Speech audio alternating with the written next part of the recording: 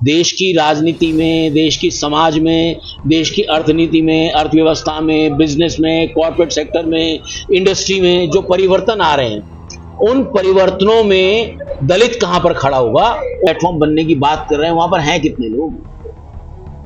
ज्यादा लोग तो गांव देहात में हैं, वहां पर नहीं है ना। हम तो हमारा तो पक्का यकीन है कि दलितों के विकास के लिए और दलितों के अधिकारों को संरक्षित और संवर्धित करने के लिए हमको इंस्टीट्यूशनल मशीनरी चाहिए। मेरा काम संस्थाओं को खड़ा करना है, मैं वही करूंगा। नमस्कार, मैं शंभू कुमार सिंह और आप देख रहे हैं नेशनल दस्तक। मैं इस समय बिहार विधानसभा के विधान परिषद सेमिनार हॉल में हूं, जहां एक बड़ी बैठक हुई है जिसमें खासकर शेड्यूल कास्ट के लोग थे। अशोक भारती ने वहां एक बड़ा स्पीच दिया है कि क्या होगा आगे रोड मैप, चाहे वो आरक्षण बचाने का लेकर हो या बहुजन समाज को क्या कोई और वैकल्पिक ढूंढना पड़ेगा, क्या होगा पॉलिटिकल लीडरशिप, क्या होगा अर्थव्यवस्था में कैसे भागीदारी बढ़ेगी। आप सब जानते हैं अशोक भारती जी नैकडोर चलाते हैं, पेशे से इंजीनियर रहे हैं, अब सामाजिक कार्यकर्ता भी हैं और खासकर जो इकोनॉमी है भारत की उसमें बहुजन समाज की क्या भागीदारी है उस पर भी ज़्यादा नज़र रखते हैं। बिहार आए हैं, क्या रोड मैप है, क्या प्लानिंग है? देखिए, एक कारण तो ये था कि बिहार में काफ़ी समय से थोड़ा सा उथल पुथल अनिश्चितता का माहौल बना हुआ है और उथल पुथल और अनिश्चितता का जो माहौल होता है वो दलितों के लिए बहुत बड़ी अपॉर्चुनिटी होता है। तो मेरा पर्पस ये है कि क्या इस उथल पुथल के बीच दलितों के लिए कोई रास्ता निकलेगा। तो किस तरह का रास्ता है? क्या रास्ता? पॉलिटिकल रास्ता देख रहे हैं कुछ? नहीं, मैं तो देखिए हमारा काम है, क्योंकि मैं तो राजनीति में नहीं हूँ, लेकिन हमारे लोग राजनीति में, वो अलग अलग पार्टी में हैं, अलग अलग प्लेटफॉर्म में काम करते हैं, तो उनको राजनीति जो में है उनको राजनीतिक रास्ता चाहिए।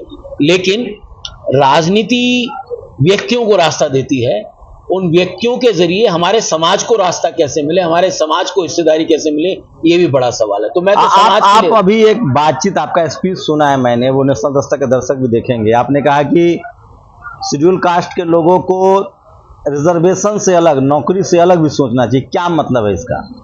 देखिए, मेरा मानना यह है कि आरक्षण उस समय में बहुत ही एक कारगर चीज थी।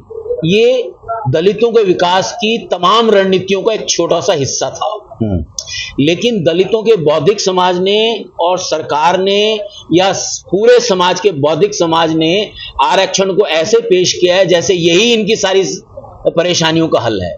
मैं ये बताना चाहता हूं कि आरक्षण को एक छोटा सा हिस्सा माने और बड़े हल जो देश की राजनीति में, देश की समाज में, देश की अर्थनीति में, अर्थव्यवस्था में, बिजनेस में, कॉर्पोरेट सेक्टर में, इंडस्ट्री में जो परिवर्तन आ रहे हैं, उन परिवर्तनों में दलित कहां पर खड़ा होगा, उन परिवर्तनों में अपने लिए रास्ता बनाने की कोशिश करें। ये मेरा कहना है कि आरक्षण से इतर देखें। ये जो शेड्यूल कास्ट के लिए एक अलग से बैंक, जैसे पूरे अमेरिका में खासकर जो अश्वेत लोगों ने थे उन्होंने अपना मीडिया, अपना अखबार, अपना बिजनेस, अपना बैंक शुरू किया। आप लोग अभी मीटिंग में बात करते हैं, बैंक एक ऑप्शन हो सकता है? बैंक क्यों नहीं ऑप्शन हो सकता? देश में 25 करोड़ दलित हैं। अगर 25 करोड़ 1 रुपया रोज भी देंगे तो 25 करोड़ रुपए की पूंजी एक दिन में जनरेट कर सकते हैं। वो दलितों का बड़ा कारोबार है, दलित बड़ी बड़ी उम्मीद वाले हैं। तो लेकिन ये बात कहना कि हम बैंक बनाएंगे और बैंक बनाना, दोनों में मौलिक फर्क है। बैंक बनाने की जो प्रक्रियाएं हैं, क्या सरकार की बैंक बनाने की प्रक्रियाएं दलितों के पक्ष में उनको सपोर्ट करेंगी? क्या वो नीतियां ऐसी हैं कि दलितों, छोटी सी पूंजी के साथ दलित अपना कोई बैंक शुरू कर सकें? तो उन पॉलिसियों के ऊपर भी हम लोग चर्चा कर रहे हैं। अभी सरकार कोऑपरेटिव का एक बहुत बड़ा मुहिम शुरू, मतलब कि अलग से मंत्रालय बन रहा है। तो हम भी देख रहे हैं कि क्या ये जो सहकारिता या कोऑपरेटिव के अंदर क्या दलितों के कोऑपरेटिव बना के दलितों का कोऑपरेटिव बैंक बनाया जा सकता है। क्या लगता है, अभी आप कह रहे थे पॉलिटिकल लीडरशिप को मतलब जो पुराने लोग हैं उनका सम्मान होना चाहिए, तो पॉलिटिकल भागीदारी तो फिक्स है, संवैधानिक तौर से फिक्स है। SC ST का कम नहीं हो सकता है, अगर ऊपर नहीं जा रहा है तो कम से कम रिजर्व सीट पर तो वो आते हैं। तो फिर पॉलिसी मेकर्स जो हैं वहाँ क्यों आप पीछे रह जा रहे हैं? क्या आपकी पॉलिटिकल लीडरशिप जो अब तक है उसमें चुप्पी है, डर है, या वो अपने बारे में सोच रहे हैं, रिस्क नहीं ले रहे हैं? देखिए, ये केवल दलितों के पॉलिटिक्स के बारे में नहीं है, पॉलिटिकल लीडर्स के बारे में नहीं है, ओवरऑल जो दलितों का जो पूरा वो व्यक्ति जिसने समाज में कुछ अचीव किया है, चाहे वो प्रोफेसर हो, चाहे वो टीचर हो, चाहे वो बिजनेसमैन हो, चाहे वो पॉलिटिशियन हो या कोई भी और व्यक्ति हो, जो भी व्यक्ति अचीव कर रहा है उसको वो इंडिविजुअल अचीवमेंट मांग रहा है और उसकी जो यात्रा है इंडिविजुअल अचीवमेंट पे रुक जा रही है, समाज की यात्रा नहीं बन रही है। मुझे लगता है कि हमें ऐसे इंस्टीट्यूशन बिल्डिंग की जरूरत है कि जो ये इंडिविजुअल अचीवमेंट को कलेक्टिव अचीवमेंट की तरफ ले जाए। ये बड़ा काम है जिसको हम, लेकिन ये तो कर रहा है शेड्यूल कास्ट, तो अपना पार्टी भी चंदा देके चला रहा है, पूरा मूवमेंट भी चंदा देके चल रहा है, उनके जो छोटे मोटे मीडिया हाउसेस है वो भी उनके चंदा से चल रहा है। तो ये समाज तो सबसे ज्यादा सोशल कंट्रीब्यूशन कर रहा है। अगर आप मुकाबला करें शेड्यूल ट्राइब जो अप्रेस कम्युनिटी और भी कम्युनिटी है, जैसे ओबीसी जो अदर बैकवर्ड क्लासेस है जिसको शूद्र कहते थे, वो भी अपने, लेकिन उसमें वो सामाजिक चेतना नहीं है, वो सामाजिक आंदोलन नहीं है। सवर्ण समाज में वो चेतना है लेकिन वो सिस्टम में है। जो सिस्टम के बाहर लोग हैं, शेड्यूल ट्राइब में नहीं है, मुसलमानों में अब थोड़ा बहुत हुआ है, ओबीसी में बिल्कुल नहीं है। तो उस मुकाबले तो शेड्यूल कास्ट के लोग ज्यादा अपनी पार्टी भी चला रहे हैं, अपना सामाजिक संस्थाएं भी चला रहे हैं, हम जैसे लोगों को भी पाल रहे हैं। तो वो तो जितना ज्यादा हो संविधान बचाने के लिए लड़ रहे हैं, जितनी ज्यादा हो सकता है वो लड़ रहे हैं। क्या पॉलिटिकल लीडरशिप कहीं ना कहीं फेलियर है? जबकि समाज तो बहुत जागरूक है सर, जो मुझे लग रहा है, क्योंकि आप सोशल मीडिया ट्रेंड देखें तो ग्लोबली अगर किसी शेड्यूल कास्ट के साथ एट्रोसिटी हो जाए, किसी प्रोफेसर को गिरफ्तार कर ले, तो ग्लोबली समाज यूनाइट होता है और वो रेसिस्ट करता है। नहीं, आपकी बात सही है कि हमारी जो ग्लोबल जो हमारा ट्रेंड्स है वो हम चलते हैं, तो हमारी जो सारी की सारी जो बात है, हमको ये समझना है कि दलित एक लेवल पर आ गए हैं, लेकिन अभी वो बिखरी हुई ताकत है, बिखरी हुई ताकत उछाल मार रही है, वो रैंडम फोर्स के तौर पे काम कर रही है। सवाल ये इस रैंडम फोर्स को कलेक्टिव फोर्स बनाना। अगर कलेक्टिव फोर्स बनाएंगे तो राजनीति में जो हमारे लोग हाशिए पे धकेले जा रहे हैं, या जो हमको जो राजनीति में जो हिस्सेदारी मिलनी चाहिए, लेबर मिनिस्ट्री से अलग, वेलफेयर मिनिस्ट्री से अलग, जो समाज की ब्रॉडर हिस्सेदारी के जो दूसरे महकमे मिलने चाहिए, वो कैसे मिलेंगे? तो मुझे लगता है कि दलितों को अपनी इंडिविजुअल ताकत को एक कलेक्टिव इंस्टीट्यूशनल मशीनरी के तौर पर डेवलप करने का ये फेज है। एक लास्ट सवाल, अभी बातचीत हो रही थी, कहा जा रहा था कि पुअर लीडरशिप आगे दिया जाता है, जो भी सवर्ण लीडरशिप वाली पार्टियां हो या चाहे ओबीसी लीडरशिप वाली पार्टियां हो। मैं मायावती जी के लिए टर्म नहीं इस्तेमाल करूंगा, क्योंकि उन्होंने मुख्यमंत्री के तौर पे बहुत शानदार काम किया, चाहे वो कल्चरल हेजेमनी हो, चाहे यूनिवर्सिटीज खड़ा करना हो, चाहे तमाम चीजें हो।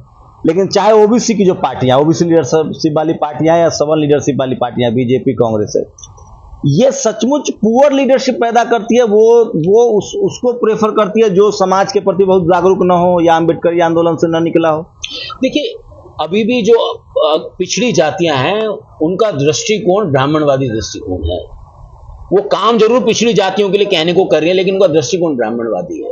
वो उसी नजरिए से सोचते हैं जिस नजरिए से वो लड़ रहे हैं। और जब ग्रामीण इलाकों में, मैं कॉलेज यूनिवर्सिटी की अगर बात करूं तो उनकी भी बात किसी भी हायर एजुकेशन में, media, judiciary, bureaucracy, college university में ओबीसी और शेड्यूल कास्ट का एक अलायंस तो बन रहा है वहां, क्योंकि वहां दोनों विक्टिम कम्युनिटी है। नहीं, वो देखिए ग्रामीण इलाकों में चीजें क्या है कि आप जिस जगह के कलेक्टिव प्लेटफॉर्म बनने की बात कर रहे हैं, वहां पर हैं कितने लोग? ज्यादा लोग तो गांव देहात में है, वहां पर नहीं है ना। और ये जो कलेक्टिव लोग जो यूनिवर्सिटी में, कॉलेज में, प्रोफेसर में, इनको अपनी कलेक्टिव ताकत को गांव देहात तक पहुंचाने की जरूरत है। अच्छा, मान लीजिए ओबीसी अनटचेबल नहीं रहा, शूद्र रहा, उसका तो समझ में आता है। शेड्यूल कास्ट के बारे में जो धारणा बना दी गई कि तमाम धार्मिक कर्मकांड हो या धार्मिक हिंसा हो, खासकर मुसलमानों के प्रति, उसमें वो शामिल होते हैं। ये एक धारणा है, मीडिया द्वारा रचित धारणा है, या ये इससे शेड्यूल कास्ट ये एक मिथ है? दलितों के हिंदुआइजेशन का एक लंबा इतिहास है और दलितों में केवल 0.8% लोग बुद्धिस्ट हैं, ये हमें समझना है। तो क्या बाबा साहब का जो विचार था कि बुद्धिज्म की तरफ चलो, जो भारत के गौरवशाली इतिहास है, सम्राट अशोक, मौर्य वंश से जुड़ा हुआ है, तो क्या वो कल्चरल हेजमनी के लिए तो कोई बात हो नहीं रही है? वजह यह है कि दलितों में कल्चरल लीडरशिप है नहीं, दलितों का कोई कल्चरल एजेंडा है नहीं। कन्वर्जन, कुछ लोग डॉक्टर अंबेडकर करके हमारी कल्चरल हेजिंग, जो हमारा कल्चरल जिसको कहते हैं वैल्यूज है, वो कैसे खड़ी होगी? तो मुझे लगता है कि उस पर काम होने की बहुत जरूरत थी। लेकिन जो कल्चरल इंस्टीट्यूशन जो बुद्ध विहार वगैरह खड़े हुए, उनकी लीडरशिप बड़े सवाल के घेरे में है, वो ये काम क्यों नहीं कर रहे? आपकी क्या भूमिका रहेगी आगे? अब बिहार भी आए हैं, बिहार के परिप्रेक्ष्य में और नेशन वाइड हमारा तो पक्का यकीन है कि दलितों के विकास के लिए और दलितों के अधिकारों को संरक्षित और संवर्धित करने के लिए हमको इंस्टीट्यूशनल मशीनरी चाहिए। मेरा काम संस्थाओं को खड़ा करना है, मैं वही करूंगा। चलिए, तो ये अशोक भारती हैं, आप सब जानते हैं। मैं फिर कह रहा हूं, मैं इनसे इकोनॉमिकल मामलों को जानकार मानता हूं और आर्थिक विषयों पर शेड्यूल कास्ट के बहुत कम लोग हैं जो बात करते हैं। अशोक भारती उसमें से हैं। इनके एक लगातार अभियान है कि जो सब प्लान का पैसा है, आपको जानकारी भी होगी, अब सब लोग जानने भी लगे इस बात को। संविधान में प्रावधान है कि शेड्यूल कास्ट, शेड्यूल ट्राइब की संख्या आबादी के अनुपात में बजट में प्रावधान हो। अशोक भारती जी को मैं इसलिए ज्यादा अप्रिशिएट करता हूं कि उस फंड का सही इस्तेमाल हो, उसको लेकर लगातार ये सालाना काम भी करते हैं और सरकार के साथ नेगोशिएशन भी करते हैं। बिहार के दौरे पर हैं, मैं भी पटना में हूं और ऐतिहासिक जगह पर हम लोग हैं, बिहार विधानसभा परिषद में है, तो सोचा आप बुद्ध की भूमि है, बुद्ध की भूमि है ये। चलिए, शुक्रिया सर। जय भीम। नेशनल दस्तक की आपसे गुजारिश है कि अगर इसको बचाना चाहते हैं तो नेशनल दस्तक को सब्सक्राइब करने के लिए रेड कलर के सब्सक्राइब बटन को दबाएं, फिर बेल आइकन की घंटी दबाएं। नेशनल दस्तक को बचाने के लिए बहुत जरूरी है कि हर खबर को शेयर करें, लाइक करें, कमेंट जरूर करें।